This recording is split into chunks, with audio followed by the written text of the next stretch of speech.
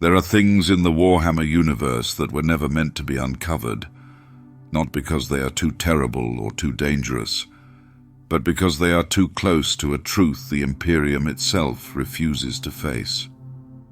Some chapters of history are written in stone, others are etched into the void, and a few are quietly removed altogether. But even when you erase a name, you cannot erase the echo it leaves behind. This is a whispered journey into those shadows, a calm walk down forbidden corridors where forgotten suns once stood, where redacted names once burned brighter than most, and where questions linger like dust over ancient marble. You are not here to find every answer. You are here to drift through the mystery, to follow the fragments, to wonder gently about what was lost and why. Whether you are a devoted fan or a newcomer drawn by curiosity, this quiet story will hold your hand and guide you into the silence between the lines. So close your eyes. Let the hum of forgotten data vaults surround you. Let the mystery unfold not in explosions or glory, but in slow revelation. In this place, even a whisper can shake the stars. To understand the lost Primarchs and the mystery of the Blood Ravens, we must first understand what the galaxy looked like during the age of the Emperor. There was a time before the Imperium existed. Humanity had stretched across the stars long ago, but everything collapsed into darkness. During this time, knowledge was forgotten, and entire worlds fell to chaos, war, or silence. The Emperor rose during this age to bring unity. He created 20 sons, called Primarchs, and from their genetic material, he made the Space Marine legions. These warriors were powerful and loyal, designed to bring order to the galaxy. Each Primarch led one legion, and each one was said to be unique, gifted with strength beyond human understanding. But not all of them remained. There were 20, but only 18 are remembered. 2 legions were lost. 2 Primarchs were erased. Their names are gone from records. Statues were removed. Stories were silenced. The Imperium does not speak of them. Even the most ancient texts refer to them only as the 2nd and 11th. No one knows if they were destroyed, hidden, or exiled. And that is where our first mystery begins. The second mystery waits in the shadows of the present. The Blood Ravens are a chapter of Space Marines unlike most. They seek knowledge above all. They hoard relics, scrolls, and fragments of the past. But they do not know, or will not say, who their genetic father is. They have no known Primarch. Together, these 2 mysteries form a quiet thread through the galaxy. And as we follow that thread, remember that not all truths are spoken aloud. Some are carried in silence, some are passed through memory, and some are hidden for a reason. Inside the great halls of terror, deep within the Imperial Palace, there is a chamber where statues of the 20 Primarchs once stood in perfect formation. Each was carved with care, shaped to honor the Emperor's sons who led the legions Astartes across the stars. But something feels off when you walk through this place. If you pause and look closely, you will find that 2 of the pedestals stand empty. Their names are not carved into the base. Their faces are not etched into the stone. There is only smooth marble, nothing else. These 2 missing Primarchs are known by their numbers alone, the 2nd and the 11th. That is all that remains. No records, no names, not even whispers. It is as if they never existed. But they did. The silence around them says so. The erasure was not a mistake. It was deliberate. The missing pieces leave a shape behind, a gap that draws your attention without asking. The Imperium does not explain their absence. There is no official story, not in the Codex Astartes, not in the writings of the Mechanicus, not even among the secret vaults of the Inquisition. Instead, there is avoidance, a choice to let silence speak in their place, a silence that echoes louder than words. It is a kind of warning. Something happened long ago that changed the course of history, something the Emperor himself may have tried to bury. Why remove their names? Why leave the statues blank? These are questions that drift in the minds of scholars and warriors alike, not because the answers are easy, but because the mystery is too large to ignore. When you walk these halls, you can feel that something was lost. Not just people, not just legions, but memory itself. A wound in history, covered by cold stone. Some say it was shame. Others suggest betrayal. There are even those who believe the truth was too dangerous to record. If the lost sons turned against the Emperor, perhaps their punishment was to be forgotten, not just in life, but forever, not destroyed with fire and war, but with silence. It is a punishment more complete than death, a final erasure from time itself. The other Primarchs rarely speak of them, and when they do, it is with careful words. They hint without saying. They pause without answering. Even during the Great Crusade, the topic was avoided, as if speaking the names would bring back what should stay gone. Or maybe the names were removed not just from stone, but from memory too, wiped from the minds of those who once knew them. The Astartes legions that came from those two lines no longer exist. Their symbols are gone, their banners burned, their oaths unremembered. There are no records of where they fought, who they were, or what led them to be cast out. It is this absence that speaks loudest, because everything else in the Imperium is recorded in great detail. Victories, defeats, names, and honors. But for the 2nd and 11th, there is nothing. And that nothing is its own kind of presence. So when we speak of the lost Primarchs, we are not chasing ghosts. We are listening to the spaces between words. We are reading the quiet spaces between stars. The Imperium does not allow for gaps in history unless it has no other choice. That is where our story begins. In the shadow of something missing, in the empty places where names once lived. And now, as we leave the blank marble walls behind, we turn to those who still speak in hints and riddles. There are voices in this silence, but they do not speak plainly. In Chapter 2, we will step into the world of the Sigilite and the Wolf. In the earliest days of the Great Crusade, there was a man who stood beside the Emperor in almost every decision. He was not a warrior, yet he held great power. His name was Malcador the Sigilite, and he was trusted above all others. He kept secrets few could understand. He listened more than he spoke, and when he spoke, his words carried weight. Sometimes he gave answers, other times he gave warnings.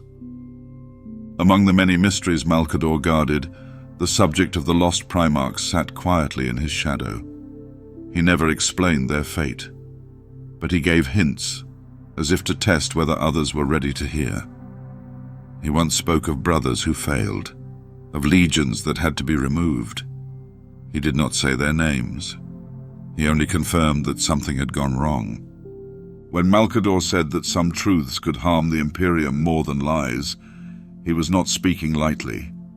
He believed some knowledge should be sealed, not because it was false, but because it was dangerous. He knew what the lost legions had done, and he knew why the Emperor made the choice to erase them. Still, he never said it outright. He simply made sure the rest of the galaxy would not ask. It is strange how silence can become a part of history, how gaps in knowledge begin to feel normal. When others tried to ask Malcador about the 2nd and 11th, he would look away or change the subject. Even the Primarchs, who ruled entire legions, rarely spoke of their missing brothers. Those who did usually stopped themselves before saying too much. It was as if a wall had been placed around the topic, one built not with stone, but with fear and duty. Malcador was not alone in this silence. The Emperor himself never explained what happened. He did not speak of it in public. He did not record it in the archives. He removed every sign of those legions, as if they were never there. Only numbers remain. No stories, no names, just the empty places where truth once lived. When asked directly, Malcador once said that the lost legions were dealt with. No details, no judgment, just that the matter was handled. That phrase, repeated by those who heard it, became a quiet mark of finality. Not only were the legions gone, but the choice to forget them had been made permanent. It is hard to say what this means for the rest of the Imperium. On one hand, it may protect the future. On the other, it leaves a wound unhealed. Those who search for the truth today do so in the dark. They piece together scattered reports, odd fragments of data, and cryptic comments from old records. They are not just chasing a story. They are trying to understand why the Imperium must hide from its own past.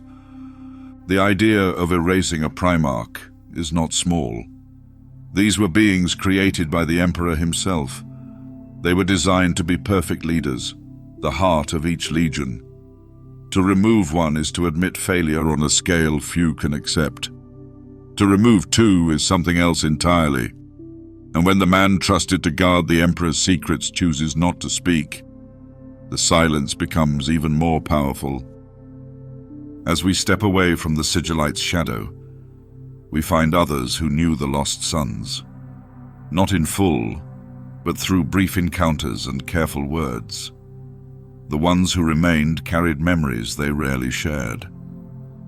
In Chapter 3, we follow those who hinted at a darker truth. Some knew the broken ones. Some saw what became of them.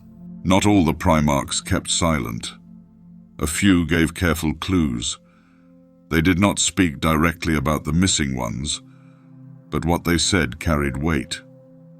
One of them was Lorgar, the Primarch of the Word-Bearers. He often searched for deeper meaning behind the Emperor's plans. His thoughts wandered far from simple conquest.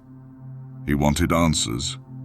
He studied symbols, spoke with dark powers, and questioned what others accepted without doubt. During a moment of deep reflection, Lorgar referred to two brothers who had been broken. He said they had been cast aside, punished, before the rest even understood what they had done wrong. His words were not clear, but the message was. There were Primarchs who had fallen out of favor before the heresy had even begun. They had vanished, not with rebellion, but with silence. Another voice came from Russ, the Wolf King. He was not a scholar. He believed in action, not words. Still, his actions told a story few wanted to face. He once hinted that he had been sent to deal with one of his own brothers. Not in council, but in war. If true, it means the Emperor had already begun to clean his house before the galaxy even knew something was wrong. The idea that Russ, one of the most loyal sons, was used to silence another is chilling. He was not proud of it. He did not boast about such things. He only let it slip when speaking of loyalty, of duty, and of doing what others could not. If he carried out that task, it would explain why no records remain. A final mission done with no survivors, no witnesses, and no name left behind.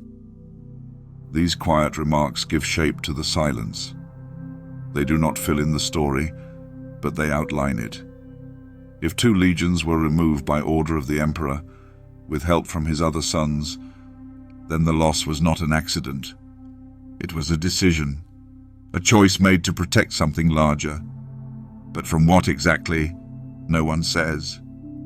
The idea of brother turning against brother did not begin with the Horus heresy. The seeds were planted earlier. Maybe the lost Primarchs were the first signs. Maybe their stories were warnings that no one listened to. By the time Horus rebelled, the Imperium had already erased 2 names, and those who remembered chose not to speak. Some suggest Lorgar knew more than he ever said. His fall into chaos was slow, but it was filled with questions. He saw a galaxy built on broken truths. His faith in the Emperor cracked when he learned that certain facts were hidden. Perhaps the loss of the 2nd and 11th helped push him down that path. Perhaps seeing them removed showed him what the Imperium was willing to do to maintain control. And Russ, the one trusted to deal with those who failed, would carry the weight in silence. If he was the Emperor's executioner, then the loss of his brothers was more than a mission. It was a burden, one he never set down. As we move forward, we turn from what little was said to what might have happened. Theories grow in the space where answers are missing. Some think the lost legions fell to chaos. Others believe they were too dangerous to control. In Chapter 4, we step into that uncertainty. We explore the possible reasons behind their removal, not through loud claims, but through careful thought. In a galaxy as vast as this one, with armies that stretch across the stars and leaders who command entire worlds, it seems strange that 2 legions could simply vanish. No wreckage, no final battle, no last stand. Yet that is what the Imperium tells us, or rather, what it refuses to tell. The question is not only what happened to the 2nd and 11th, but why they were removed in the first place. The reasons are not written in any book. What remains are fragments, incomplete stories, scattered suggestions. One of the most common thoughts is that the lost Primarchs rebelled, not in the way Horus did, not as part of a grand betrayal, but perhaps in smaller ways. Maybe they questioned orders. Maybe they went too far. Maybe they refused to follow the Emperor's path. That alone could have marked them for removal. Another idea holds that the lost sons did not fall to rebellion, but to weakness. They were not strong enough, not pure enough, not stable enough to lead. Some say their legions were flawed from the start, that their gene seed carried something wrong. And when that flaw began to spread, the Emperor had to act. It would not be the first time a project was ended to avoid disaster. Then there are whispers of chaos, of voices in the warp that spoke to the lost ones too early, before the galaxy was ready, before anyone knew what those whispers could become. If the 2nd or 11th listened, even for a moment, the cost may have been too high. The Emperor may have seen it as a threat too dangerous to allow, a threat that needed to be erased before it spread. Some believe the 2 legions discovered something they should not have. Perhaps it was a truth about the Emperor himself, a secret hidden under terror, a flaw in the great plan. And once they knew, they became a risk. Not because they were evil, but because they saw what others could not. In that case, the erasure was not punishment. It was protection, not for them, but for the rest of the Imperium. There is also the thought that it was not just one reason, that it was many small ones. A pattern of mistakes, a slow unraveling. And in the end, the Emperor made a choice. He did not just remove his sons. He erased their legions, their honors, their memories. He took away everything that gave them weight. And in doing so, he removed the chance for others to follow. The way this was done says much. It was quiet, fast, complete. There were no public trials, no examples made, only silence. That suggests shame or fear, or a need to move forward without drawing attention. It tells us that the act itself may have been as dark as the reason behind it. When you look at what the Imperium chooses to hide, you start to see a pattern. It does not fear war. It does not fear blood. What it fears is uncertainty, doubt, anything that might crack the armor of faith. The removal of 2 legions was not just about discipline. It was about control, about making sure the story stayed clean. And yet, despite all efforts, the gaps remain. The silence grows. People ask questions not because they expect answers, but because the silence pulls them in. In Chapter 5, we enter the halls of those who record history. We see how missing names leave marks behind. Even when the truth is hidden, it leaves a shape too large to ignore. In the heart of terror, there are vaults that stretch deep beneath the surface. Inside them are records that go back thousands of years. Scrolls, data slates, stones etched with languages no longer spoken. These archives are guarded by the Adeptus Administratum, the librarians of the Imperium. Their job is to keep history safe, to preserve the truth, or at least the truth the Imperium allows. When you walk through these halls, you can see the shape of what was once there. Some shelves are empty, not by accident, not from decay. They were cleared on purpose. Some files have been scrubbed from existence, but the space they leave behind is easy to notice. Not every loss can be hidden. Sometimes the absence becomes part of the pattern. There are entries in old records that stop too early. They begin with promise, with detailed notes about new legions, training methods, battles fought. Then they end, not with conclusion, not with failure, just nothing, no explanation, no closing chapter. It is like watching a story vanish mid-sentence. It is not the loss of information that matters most. It is the decision not to replace it. When scribes were asked about these missing parts, they offered few answers. Some said the data was lost during the Age of Strife. Others claimed it was redacted to protect the Imperium. These reasons do not always match. They shift from place to place, from voice to voice. That kind of inconsistency does not happen by accident. It is the result of careful design. Even the Mechanicus, with their deep memory banks and logic-driven systems, have gaps.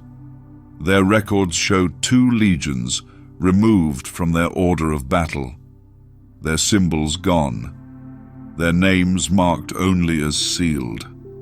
No one dares to question it. The silence is obeyed as part of a greater pattern, one that reaches beyond logic, one built on command, not choice. Some of the oldest servitors still hum data in forgotten corners, and sometimes their broken speech includes numbers that do not belong, names that are not in the index, words spoken only once. It is possible these are errors, but it is just as likely they are echoes of truths that once had form. Among inquisitors, there are those who collect forbidden stories. Some have recovered partial logs from ancient campaigns. They mention 2 legions operating outside the usual chain of command. Sometimes these legions are called by vague titles: the Empty Blade, the Forgotten Sons. Each time the record ends the same way. The entry cuts off. The source is destroyed. The memory is buried. This pattern repeats itself across different archives. The same chapters are gone. The same dates are covered in fog. It is not a single act of removal. It is a galaxy-wide effort.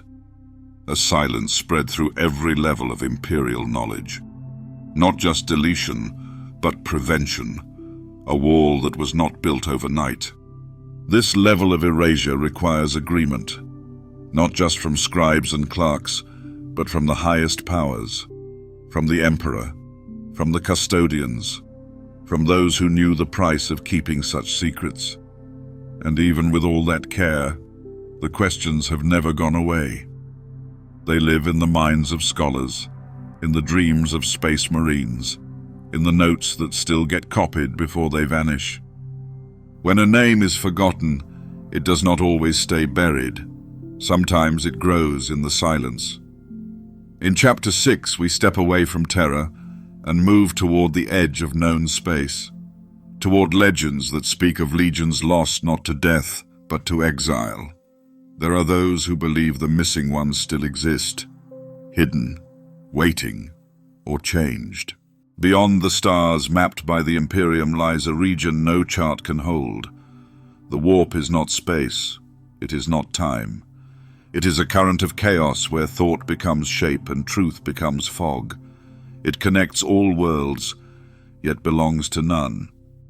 This is where some believe the lost legions may have gone, not destroyed, not erased, but hidden in the folds between reality and dream. Across the long corridors of travel, some ships have passed near strange signals, voices without source, battle cries in forgotten dialects. These reports are few and far between. Most are dismissed. But the details return again and again. Stories of ships marked with unfamiliar sigils, warriors in armor that does not match any known chapter, legions moving in silence seen only once, then never again. Some rogue traders keep journals no one else is allowed to read. In them, there are mentions of encounters with figures that should not exist.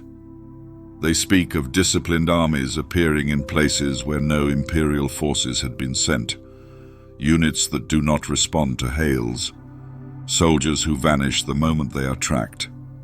These are not chaotic raiders. They move with order, as if following commands long forgotten by the rest of the galaxy. It is possible that the 2nd and 11th were not punished with death. They may have been exiled, cast out with their legions to wander the edges of space. If this is true, then it explains the silence. It would mean the Emperor did not end their story. He simply moved it away from view. That kind of exile would be worse than destruction, a slow fading of purpose. Some believe these ghost legions still hold to their last orders, that they carry out missions without knowing the Imperium no longer watches, that they fight wars against enemies long dead, following orders left echoing in their minds. If this is real, then somewhere beyond the void, the past still breathes. There is another idea, more strange than the rest. Some say the lost legions were taken by the warp itself, not turned to chaos, but caught in its tides, changed by time and thought, transformed by the very space that swallowed them. If so, they may no longer be who they were. They may be something else entirely, not loyal, not heretic, something in between. These thoughts are not held by many. The Imperium does not allow open talk of such things, but those who serve near the Eye of Terror or near the Maelstrom sometimes report visions, not always of demons, sometimes of men. Whole companies marching in formation, armor without chapter colors, faces without names. Then, nothing. There is no proof, only fragments. But even fragments can grow into belief. The warp does not destroy everything. It sometimes holds things in place, stretching them across years and systems. If the lost legions entered that place, they may still be out there, changed, silent, watching. When we ask what became of the lost sons, the answers do not always come in data or witness. Sometimes they come in dreams. In Chapter 7, we move from the edge of space back to the heart of the Imperium. We look not at the missing legions, but at the man who made them. The Emperor did not speak of failure, yet what he chose to erase may say more than any words ever could. The Emperor of mankind stands at the center of the Imperium. He is not just a ruler. He is a symbol of unity, strength, and divine will.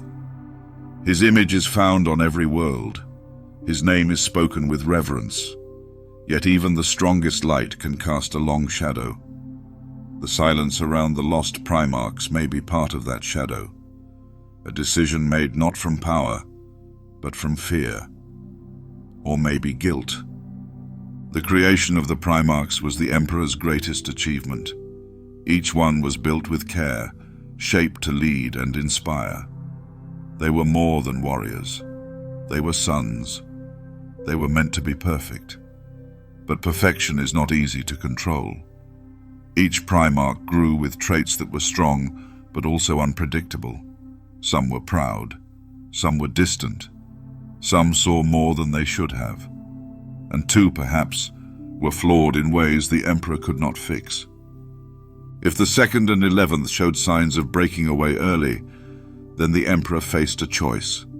Correct them and risk failure in front of all, or remove them and keep the image of unity strong. If he chose the second, then the price was high. He did not just lose sons, he had to erase part of his own work. That is not a small thing for a being who sees himself as above error. It is likely the Emperor saw the long future of humanity. He may have believed that keeping the Imperium whole was more important than keeping every son close. Still, the act of removing 2 legions says something more. It shows that even the one seen as infallible had to make choices he did not want remembered. The custodians, who serve closest to the Emperor, do not speak of the lost ones. But in some older records, there are signs of missions that were sealed, actions taken without public knowledge. These may have been the quiet steps needed to remove the 2nd and 11th, missions not for glory, but for silence. This silence does not only protect the Imperium, it protects the Emperor himself. If the public saw that even he could make sons who failed, then the weight of belief might weaken. Faith holds the Imperium together more than truth. That faith is built on the idea that the Emperor never made mistakes, that everything he does is perfect and just. If that idea breaks, so does the structure around it. This brings us to a question many fear to ask. Did the Emperor erase the lost legions because of what they did, or because of what he did to them? If they were victims of harsh judgment, if they were destroyed not for rebellion, but for being different, then the act becomes darker. It becomes less about protection and more about pride. Even if the lost ones failed, even if they strayed, they were still his creations, still his sons. To destroy them fully, to remove their names, their legions, their place in history, speaks of a need not only to punish, but to forget. That kind of forgetting is never clean. It leaves marks, on records, on memory, on the hearts of those who knew. The Imperium may never uncover what truly happened, but the act of hiding the truth tells its own story. It tells of pain, of loss, of decisions too heavy to carry in the open. In Chapter 8, we will gather the final pieces, not from what was said, but from what still lingers, from the echoes that never faded.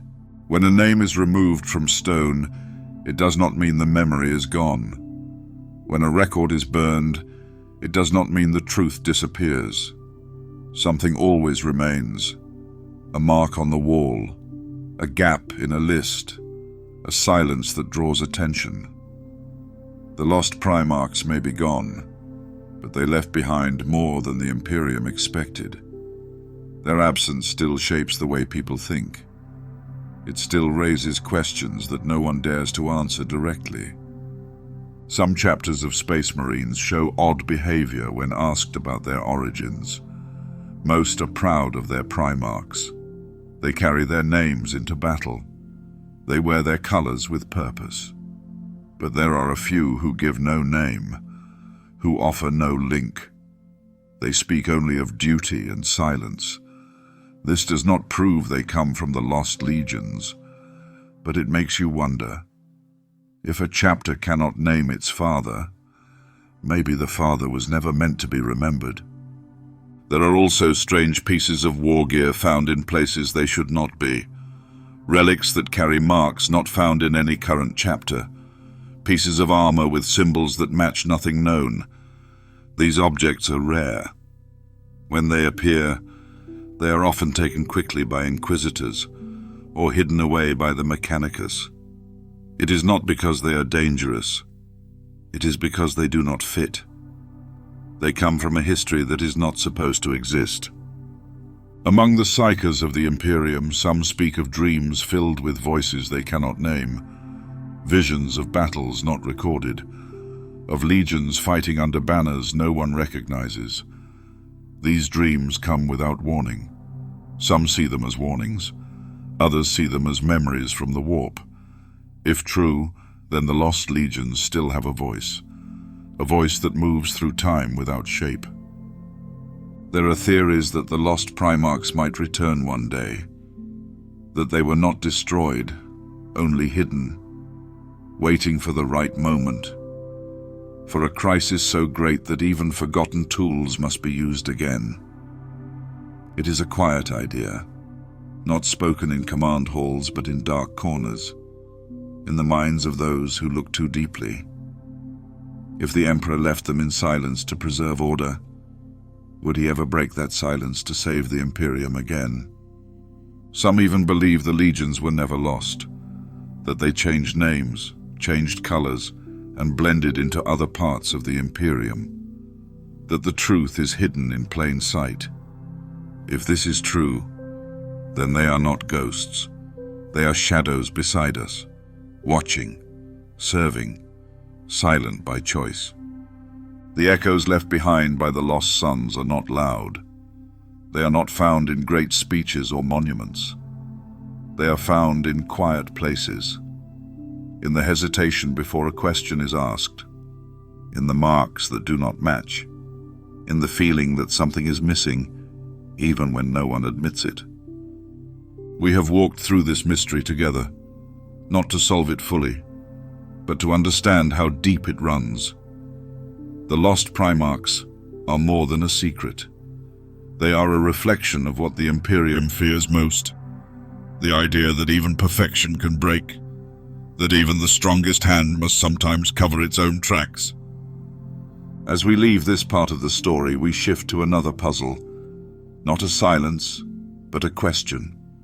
A chapter of warriors with no known past, brothers without a father, seekers of forgotten knowledge. In Chapter 9, we step into the world of the Blood Ravens. Their mystery is different, but just as deep. The Blood Ravens are not like most other Space Marine chapters. They do not boast of a clear beginning. They do not honor a known Primarch. Their past is a quiet place, filled with guesses and scattered notes. Their present, however, is far more visible. They fight with skill. They move with discipline. They value knowledge more than most, and yet the question remains, who made them? They are a Codex-compliant chapter. They wear their crimson and bone armor with pride. Their symbol, a winged blood drop, carries weight. But when asked where they came from, the answers drift into fog. Their founding is listed only as unknown. Their gene seed origin is marked as uncertain. Even among the archives of the Adeptus Terra, their name appears without full explanation. This is not normal. Space Marine chapters are built with care. Their gene line is recorded. Their history is shared. They know their father. They know the battles that formed them. The Blood Ravens have none of this. They emerged during the late 37th millennium, already trained, already structured, but with no record of who had sent them. That is where the mystery begins. Their behavior adds more to the puzzle. They do not fight only to win battles. They seek knowledge. not just of enemies, but of history, relics, and forgotten truths. Their librarians are central to their command. They hold more power than most chapters allow. Some say this obsession with secrets is part of their design, that they were made not only as warriors, but as seekers, guardians of truths that others were meant to forget. In battle, they collect artifacts. After war ends, they remain to search ruins. They have retrieved texts older than their own chapter. They speak of past events with a depth that suggests more than curiosity. It suggests connection, a need not just to know, but to remember something lost, something they cannot name. There are signs that even within their ranks, some do not know the full truth. Their leadership has changed often. Some commanders pushed deeper into knowledge than others. Some vanished during long quests. The chapter has survived great loss, including entire companies, yet it remains, always rebuilding, always searching. The Blood Ravens have also fought alongside the Inquisition. This is not rare by itself. What is strange is how often they are seen near secrets, near sites of old power, near ruins that the Imperium keeps sealed. These patterns raise questions. Are they simply drawn to these places, or were they made to guard them? The Imperium does not speak of the chapter's origin. Some believe it is because even the High Lords do not know. Others think it is because they know too much, that the truth is tied to events long hidden, events that should not be named. If the Blood Ravens were created from a forbidden source, their loyalty becomes something delicate, a thread that cannot be cut, but also cannot be fully trusted. When we look at the Blood Ravens, we see more than a fighting force. We see a question given shape, a riddle in red armor. Their strength is clear, their purpose is not, and that alone sets them apart. In Chapter 10, we travel back to the beginning of their known timeline, a place shaped by warp storms and fading light. The moment they stepped from shadow into the view of the Imperium. What happened before that remains unknown, but even the unknown leaves signs behind. The earliest confirmed appearance of the Blood Ravens comes from the late 37th millennium. Before that, the records fall silent. The galaxy was unstable. Warp storms had cut off whole sectors. Many planets lost contact with Terra. Travel between systems became a risk. It was during this time of chaos that the Blood Ravens arrived, fully formed, fully armed, with no trace of where they had been. They came into the light not as novices, but as a complete force. Their armor was marked. Their hierarchy was in place. Their doctrine followed the Codex, but with differences. They emphasized psychic strength. Their librarians held leadership roles. Their missions were not only for conquest, but for knowledge. These traits were present from the start. That suggests they were trained with care, but by whom no one can say. The region they appeared in had been cut off by the warp for generations. When the storms lifted, the Blood Ravens were already active. They had established a base. They had fought enemies the Imperium had not yet seen. Some believed they were a lost chapter returned. Others thought they were something new. Neither answer brought clarity. What made this more strange was the lack of records in the Administratum.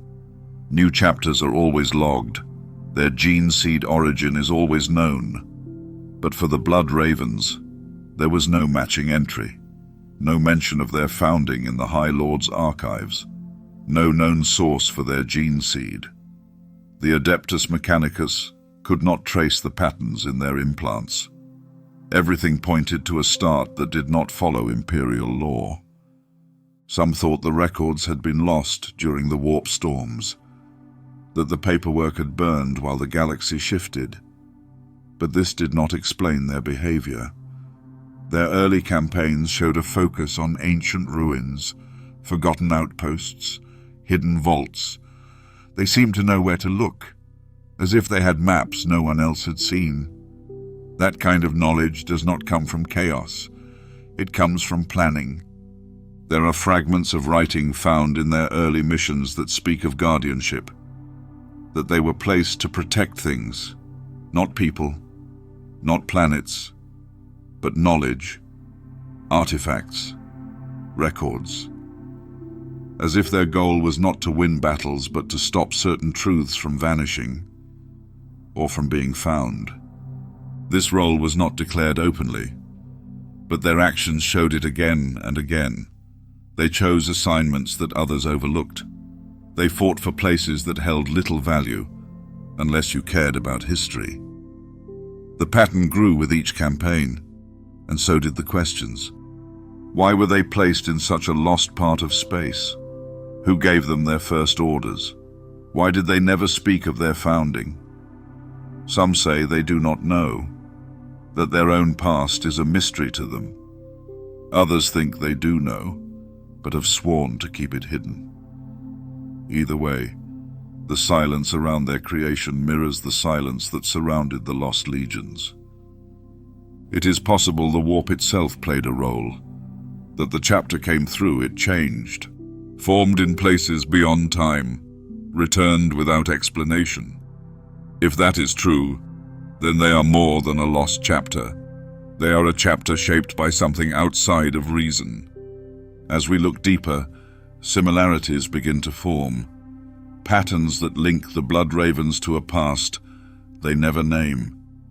In Chapter 11, we turn toward another chapter known for their knowledge. A legion broken by time, a Primarch lost to pride and power. We turn now toward the Thousand Sons. To understand the Blood Ravens, we must look at the Thousand Sons. They were one of the original Space Marine legions, born from the gene seed of the Primarch Magnus the Red. Known for their psychic strength and hunger for knowledge, they were different from the start. They did not only fight with weapons, they used the warp. They read the currents of time. They sought answers in places others feared. The Thousand Sons were drawn to forbidden texts. They believed understanding the warp was the only way to protect humanity from it. That belief became their curse. When the Council of Nicaea banned the use of psychic power, the Thousand Sons stood accused. Despite their loyalty, despite their efforts to serve, they were cast out. Not long after, they fell to chaos and followed Magnus into the Eye of Terror. The story of the Blood Ravens holds a strange mirror to this fall. Like the Thousand Sons, they are drawn to knowledge. Their librarians hold high rank. They collect relics and secrets, not just for victory, but for study.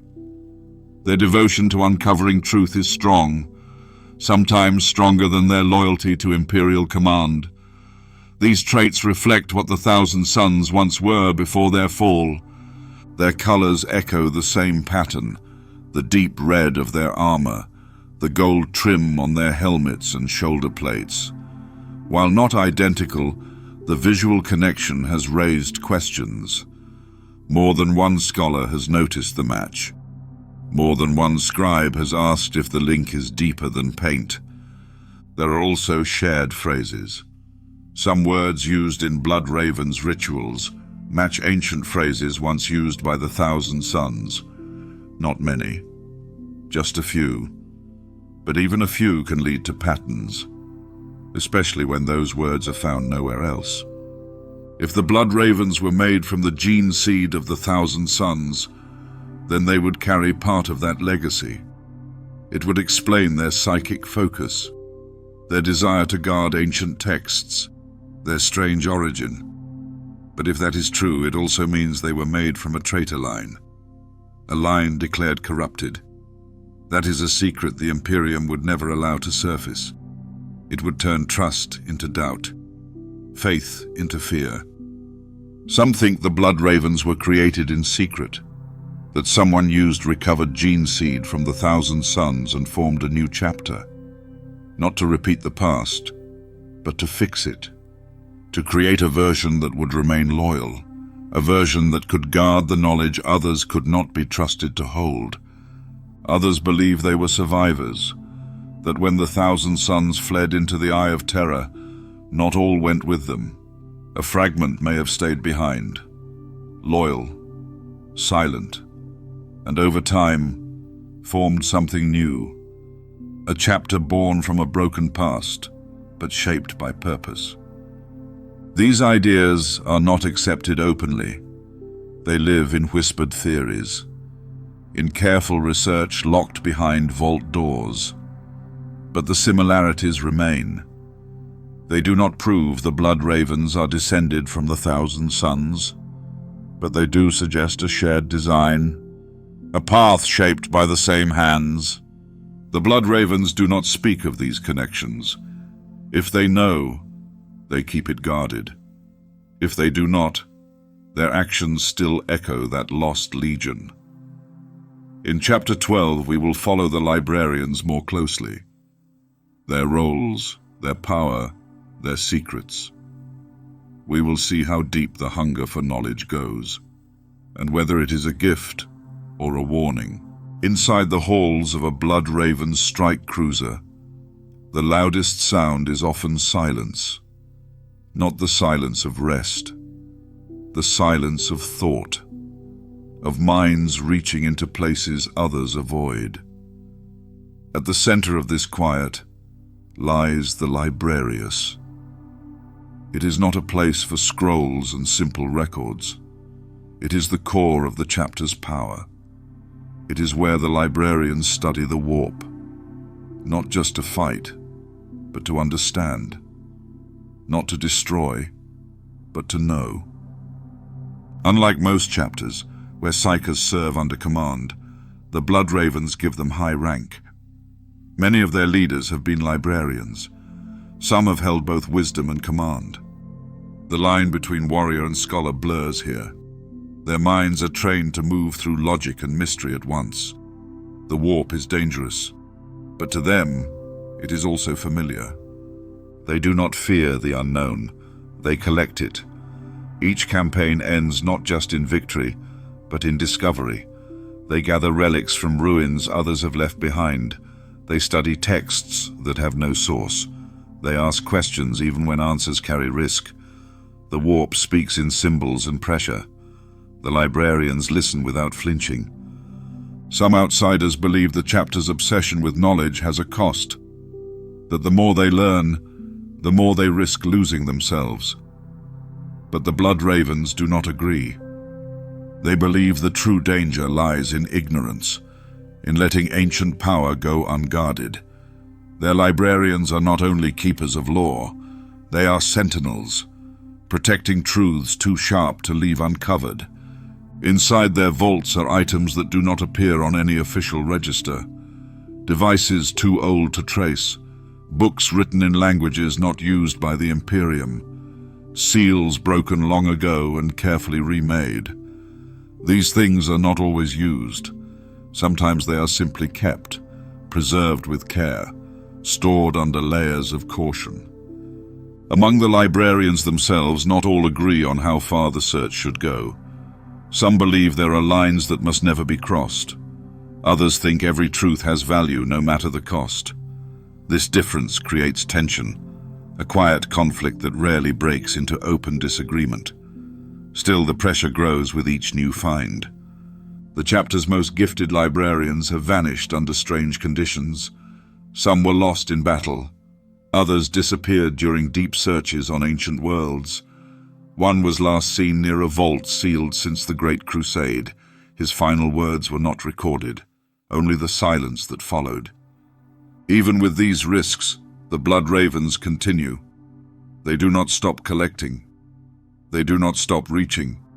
It is more than tradition. It is purpose. The librarians feel a pull, not from orders, from something deeper. Some say it is instinct. Others call it memory. Whatever it is, it moves them forward. This hunger is not always spoken.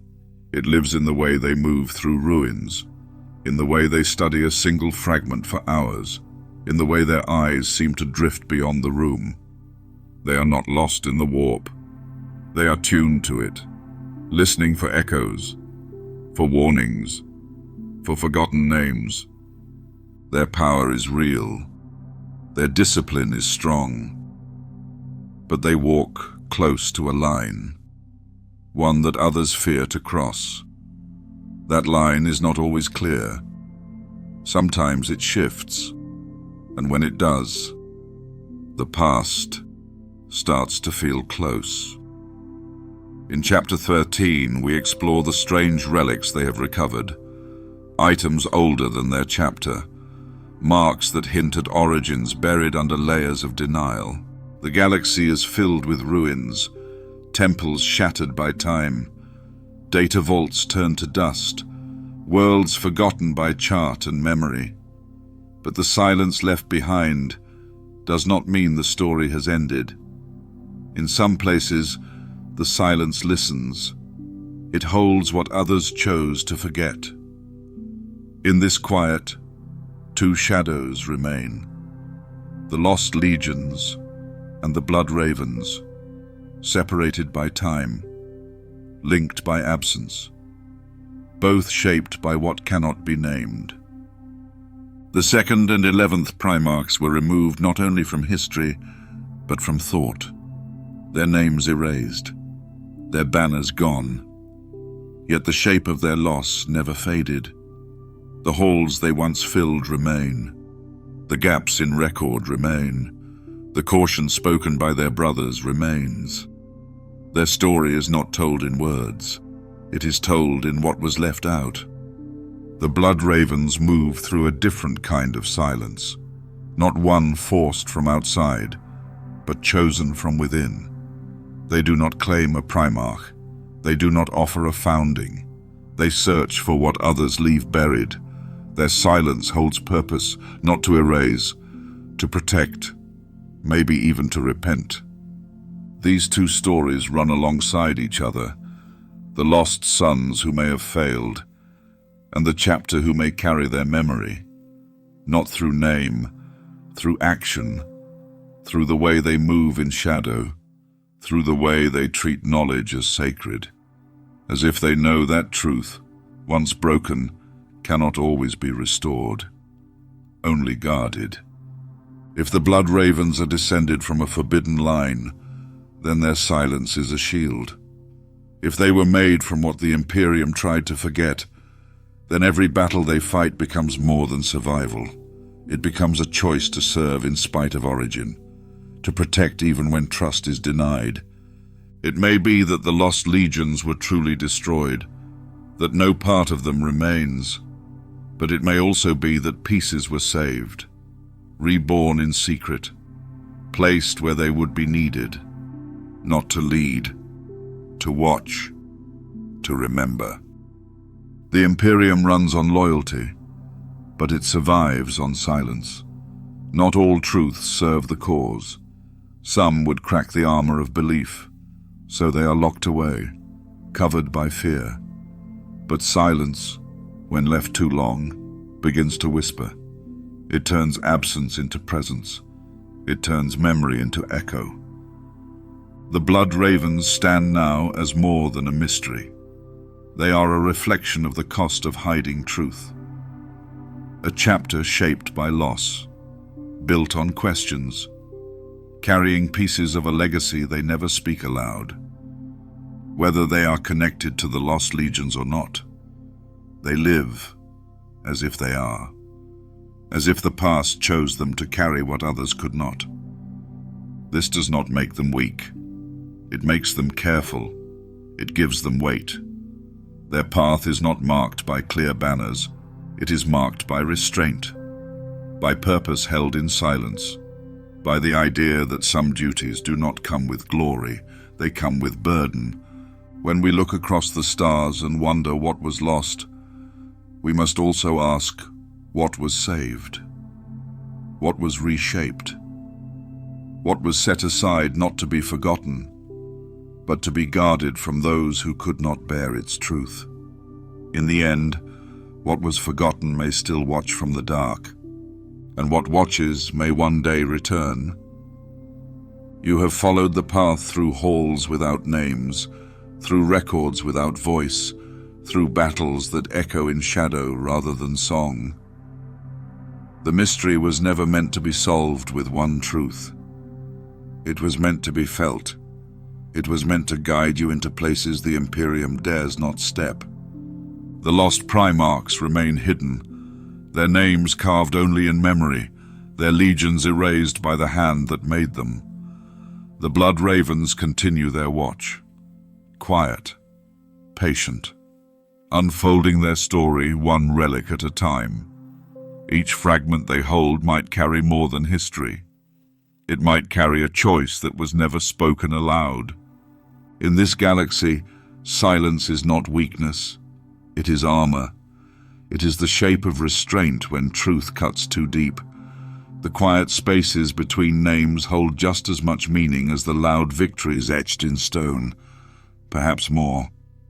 You may never find the full answers, but the path you walked has meaning.